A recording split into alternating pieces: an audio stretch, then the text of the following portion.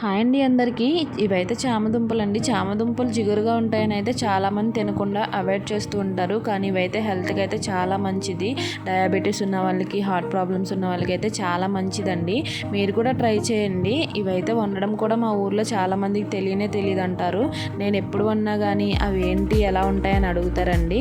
ఈ కర్రీ అయితే చాలా ఈజీ అండి. ఆయిల్ హీట్ అయిన తర్వాత ఆనియన్, పచ్చిమిర్చి వేసి బాగా ఫ్రై చేసుకుని కొద్దిగా సాల్ట్, కొద్దిగా పసుపు కూడా వేసుకుని బాగా కలిపి మూత పెట్టుకోవాలండి. మూత పెట్టుకుని అవి మగ్గిన తర్వాత అయితే కొద్దిగా అల్లం వెల్లుల్లి పేస్ట్, ముందుగా కట్ చేసి పెట్టుకున్న చామదుంపలు కూడా వేసి బాగా ఫ్రై చేసుకుని 1 స్పూన్ అయితే కారం యాడ్ చేసుకుని, కారం కూడా ముక్కలు బాగా పట్టే వరకు కలుపుకోవాలి. కలుపుకొని అందులోనే కొద్దిగా వాటర్ యాడ్ చేసుకుని, వాటర్లోనే ముందుగా ఫ్రై చేసి పెట్టుకున్న పచ్చిరొయ్యలు కూడా వేసుకుని అదంతా బాగా ఉడకనివ్వాలండి. ఉడికిన తర్వాత అయితే లాస్ట్లో కసూరి మేతి వేసుకుని దింపేసుకోవడమే. ఈ కర్రీ అయితే చాలా బాగుంటుంది. మీరు కూడా ట్రై చేయండి. నా ఛానల్ నచ్చిందా? Like, share, subscribe.